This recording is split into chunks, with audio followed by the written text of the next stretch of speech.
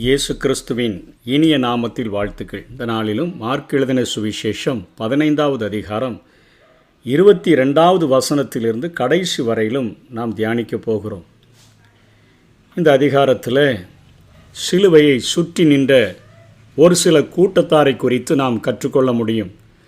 கபாலஸ்தலம் என்று அர்த்தம் கொள்ளும் கொல்கதா என்னும் இடத்துக்கு அவரை கொண்டு போய், கபாலஸ்தலம் என்பது மண்டை ஓடு என்று அர்த்தம் கொள்கிற கொல்கதா என்னும் இடத்துக்கு அவரை கொண்டு போய் வெள்ளை போலம் கலந்த திராட்சரசத்தை அவருக்கு குடிக்க கொடுத்தார்கள். அவர் அதை ஏற்றுக்கொள்ளவில்லை என்று சொல்லி பார்க்கிறோம். அப்பொழுது அவரை சிலுவையில் அறைந்தார்கள். அதன் பின்பு அவருடைய வஸ்திரங்களை பங்கிட்டு ஒவ்வொருவன் ஒவ்வொரு பங்கை எடுத்துக்கொள்ளும்படி அவைகளை குறித்து சீட்டு போட்டார்கள். அதாவது போர் சேவகர்கள் ஆண்டவருடைய வஸ்திரங்களை குறித்து கேள்விப்பட்டிருந்தபடியினால இயேசு வேண்டாம், ஆனால் இயேசுவினால் செய்யப்படுகிற அற்புத அடையாளங்கள் வேண்டும் என்று சொல்லி இயேசுவை உள்ளத்திலே இடம் கொடுக்க மனதில்லாதபடி அவர் செய்கின்ற அற்புத அடையாளங்களிலே பிரியப்பட்டவர்களாக இங்கே போர் சேவகர்கள் அவருடைய வஸ்திரத்தை பங்கிட்டு ஒவ்வொரு பங்கை எடுத்துக்கொள்ளும்படி சீட்டு போடுகிறதை பார்க்கிறோம். இன்றைக்கும் தேவைகளை தேவன் சந்திக்க வேண்டும் என்று எதிர்பார்க்கிறோம், ஆனால் தேவனை தேடுகிறதில்லை. அதிகாலையில் தேவனை தேடுகிறவர்கள் அவரை கண்டடைவார்கள். அதிகாலையில் என்னை தேடுகிறவர்கள் என்னை கண்டடைவார்கள் என்று வேதம் சொல்லுகிறதே. ஆண்டவரை தேடுகிறதிலே அத்தனை குறைவுள்ளவர்களாய் இருந்து கொண்டு அவருடைய கரங்களினால் கிடைக்கிற அற்புத அடையாளங்களை எதிர்பார்த்து வாழ்கிறதற்கு இவர்கள் ஒரு சான்றாக இங்கே விளங்குகிறதை நாம் பார்க்கிறோம். அதற்கப்புறம் அவரை சிலுவையில் அறைந்த பொழுது 3ஆம் மணி வேலையாய் இருந்தது என்று சொல்லி பார்க்கிறோம். அதாவது சிலுவையில் அறைகிற அந்த குற்றவாளிகள் 2 நாட்கள் 3 நாட்கள் வரையிலும் அவர்கள் உயிர் போகிறதற்கு அது டைம் எடுக்கும். ஆனால் இயேசு கிறிஸ்து 3ஆம் மணி வேளையில் அவர் சிலுவையில் அறையப்படுகிறார். 9ஆம் மணி வேளையில் மகா சத்தமிட்டு அவர் ஆவியை விடுகிறதை குறித்து இதே அதிகாரத்தில் பார்க்கிறோம். 6 மணி நேரத்திற்குள்ளாக இயேசு கிறிஸ்து மரித்து விடுகிறதை பார்க்கிறோம்.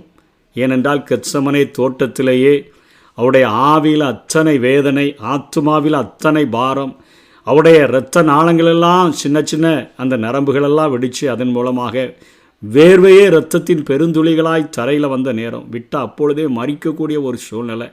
அந்த நேரத்தில் யூதாஸ்காரியோத்து அவரை கட்டிப்பிடித்து அவரை முத்தம் கொடுத்து அவரை கட்டி இழுத்து செல்லுகிறதற்கு அவன் பிடித்து கொடுத்ததை எல்லாம் நாம் பார்த்தோம். இங்கே ஆண்டவர் 6 மணி நேரத்தில் இயேசு கிறிஸ்து பிதாவே என்னுடைய ஆவியை உம்முடைய கரங்களில் ஒப்புவிக்கிறேன் என்று சொல்லி அவர் ஜீவனை விட்டதை குறித்து நாம் பார்க்கிறோம். இங்கே அடுத்த கூட்டத்தாரை குறித்து நாம் பார்க்கும் பொழுது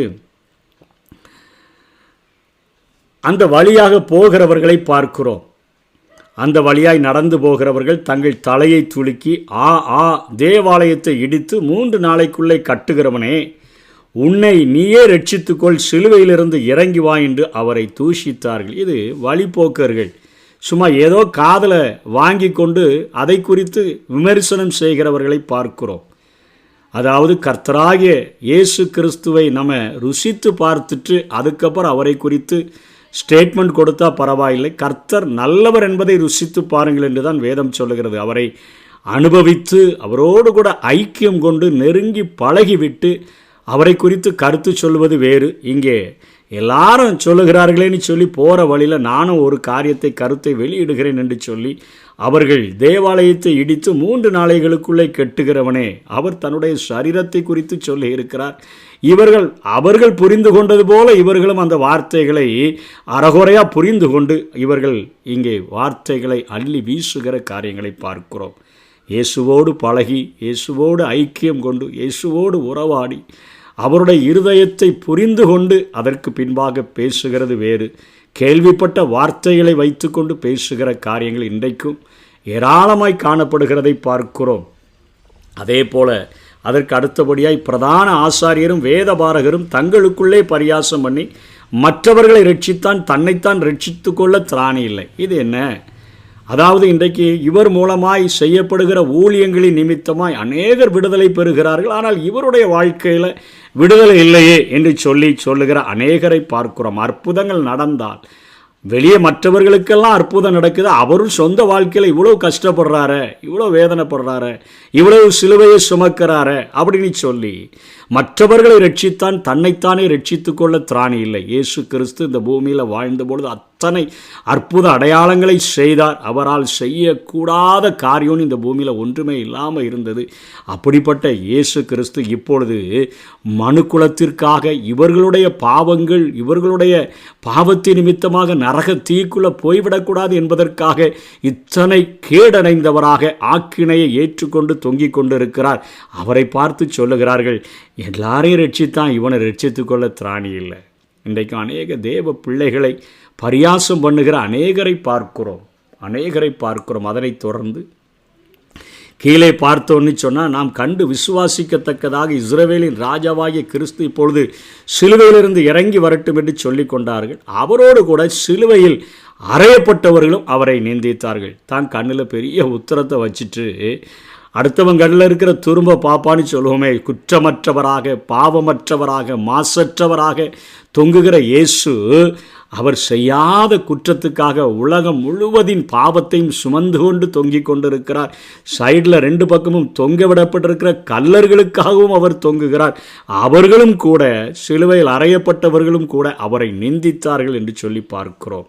6 மணி நேரம் முதல் 9 மணி நேரம் வரை பூமி எங்கும் அந்தகாரம் உண்டாயிற்று. 9 மணி நேரத்தில் தான் அங்கே ஆண்டவர், என் தேவனே, என் தேவனே, ஏனென்று கைவிட்டீர் என்று சொல்லுகிறார். அதனைத் தொடர்ந்து 37ஆம் வசனத்தில் மகா சத்தமிட்டு கூப்பிட்டு ஜீவனை விட்டார் என்று சொல்லி பார்க்கிறோம். தேவாலயத்தினுடைய திரைச்சிலை மேல் தொடங்கி கீழ் வரைக்கும் 2ஆக கிழிந்தது. இயேசு கிறிஸ்துவின் மாம்சமாகிய திரையின் வழியாக பிதாவினுடைய சன்னிதானத்தில், மகா பரிசுத்த ஸ்தலத்தில் பிரவேசிக்கிற ஒரு விடியல் உண்டாகிவிட்டது என்கிற காரியமானது அங்கே நடந்து விட்டதை பார்க்கிறோம். ஒரு வாசல் திறக்கப்பட்டிருக்கிறது. நானே வாசல் என்று சொன்னாரே, அவர் மூலமாக பிதாவினுடைய சமூகத்தில் நெருங்கி சேருகிற, அந்த கிருபாசனத்தண்டையில் நெருங்கி சேருகிற ஒரு ஸ்லாக்கியம் அவருடைய மரணத்தின் மூலமாக உண்டாயிருக்கிறது என்பதை இங்கே மார்க்கு குறிப்பிட்டு காட்டுகிறதை பார்க்கிறோம்.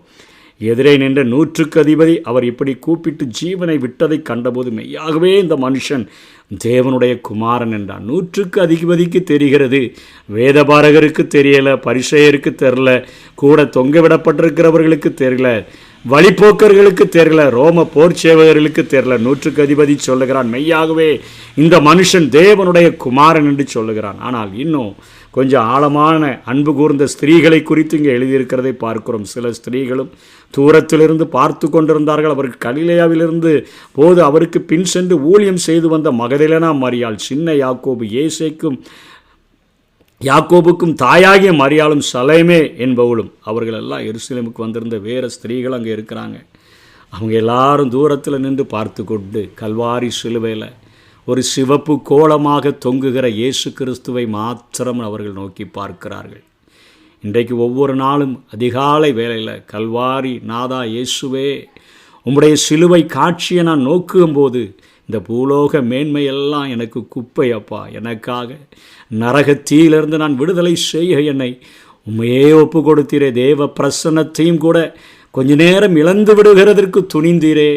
தேவனும் மடியில் தவழ்ந்த செல்ல குமாரனாகிய உம்மை எங்களுக்காக ஒப்பு கொடுத்தாரே, இவ்வளவாய் அன்பு கூர்ந்தாரே என்கிற அந்த ஒரு நேசத்தை ஒவ்வொரு நாளும் கண் முன்னாடி கொண்டு வருகிறதற்கு எங்களுக்கு உதவி செய்யணும்னு நம்ம கேட்க வேண்டும். அப்படித்தான் இந்த ஸ்திரீகள் நின்று கொண்டு இருக்கிறதை பார்க்கிறோம். அதனை தொடர்ந்து பார்த்தோன்னு சொன்னால், அங்கே ரகசியமாக ஆண்டவரை பின்பற்றின கணம் பொருந்திய ஆலோசனைக்காரனும் அரிமத்தியா ஊரானும் தேவனுடைய ராஜ்யம் வர காத்திருந்தவனுமாகிய யோசேப்பு என்பவன், தேவனுடைய ராஜ்யம் வர காத்திருந்தவனாகியவன்.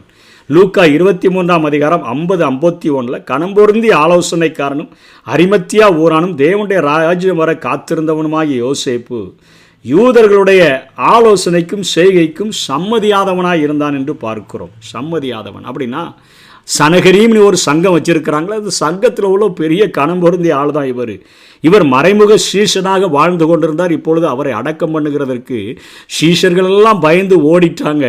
ஆனால் இங்கே யோசேப்பு துணிந்து வந்து, அரிமத்தியா ஊரானாகிய யோசேப்பு அந்த ஆலோசனை சங்கத்தில் இயேசு கிறிஸ்துவை சிலுவையில் அறைய வேண்டும் என்று சொல்லி அவர்கள் தீர்மானம் எடுத்த பொழுது யூதர்களுடைய ஆலோசனைக்கும் செய்கைக்கும் சம்மதியாதவனாயிருந்தவன் இங்கே வந்து துணிந்து பிலாத்துவின் இடத்துல கேட்டு அவருடைய சரீரத்தை வாங்கி அவன் ஒரு நல்ல மெல்லிய ஒரு துணியை வாங்கி அதில் சுற்றி புதிதாக வெட்டப்பட்ட கல்லறையில் அவரை கொண்டு போய் அடக்கம் பண்ணினதை பார்க்கிறோம்.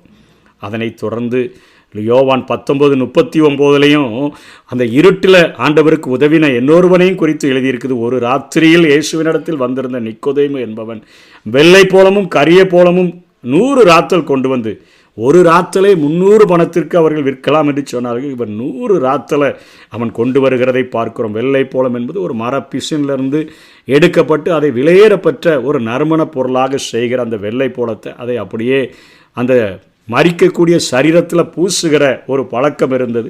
கரிய போலம் என்பது சந்தனத்தூளை குறிக்கிறது. அவைகளையும் கொண்டு வந்து வாசனை திரவியமாக கொண்டு வந்து அவன் அங்கே கொடுக்கிறதை பார்க்கிறோம். விடியலே இல்லை என்று சாத்தான் கொக்கரித்த நாளில், அதாவது 400 வருடங்களுக்கு முன்பாக, அப்படியே தேவனுடைய சத்தம் ஜனங்களுக்கு கேட்காத அந்த நாட்களில் மனித குலத்தினுடைய வானில் விடிவெள்ளியாக இயேசு பெத்லகேமில் அவதாரம் எடுத்து பிறந்தார். கல்வாரி சிலுவையில் ஒரு சிவப்பு கோலமாக அங்கே தொங்கினார். ஒரு விடியலின் சிவப்பு இரத்தத்தினால வரையப்பட்ட அந்த இயேசு கிறிஸ்துவினுடைய மரணமானது மனிதனுடைய மீட்பு பெறுகிற ஒரு வாசலை திறந்து விட்டதை இங்கே மார்க்கு சொல்லி முடிக்கிறதை பார்க்கிறோம். நானே வழியும் சத்தியமும் ஜீவனுமாய் இருக்கிறேன் என்கிற அந்த வார்த்தையானது அவருடைய கல்வாரி சிலுவையில் நிறைவேறி இன்றைக்கு அவரை நோக்கி பார்க்கிற யாவரும் பிரகாசமடையத்தக்கதான ஒரு வாழ்க்கையை நமக்கென்று ஏற்படுத்தி தந்திருக்கிறார். சிலுவையில் சுற்றி நிற்கிற கூட்டத்தை போல, போர்ச்சேவர்களைப் போல இல்லாதபடி, வழிப்போக்கர்களைப் போல இல்லாதபடி, பிரதான ஆசாரியர்கள் வேதபாரகர்களைப் போல இல்லாதபடி, கூடை அறையப்பட்ட கல்லர்களைப் போல இல்லாதபடி அங்கே தூரத்தில் நின்று அவரை பார்த்து அவருடைய வேதனைகளை தங்களுடைய வேதனைகளாக புரிந்து கொண்டு வாழ்கிற அவர்களைப் போல ஒவ்வொரு நாளும் கல்வாரி சிலுவை நம்முடைய கண்களுக்கு முன்பாக கொண்டு வந்து வாழுவோம். கர்த்தர் தாமே நம்மை ஆசீர்வதிப்பாராக. ஆமென். அன்பே கல்வாரி அன்பே, உம்மை பார்க்கையிலே என் உள்ளம் உடையுதப்பா.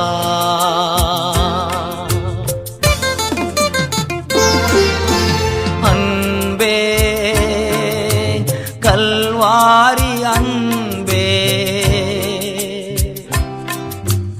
உம்மை பார்க்கையிலே என் உள்ளம் உடையுதப்பா.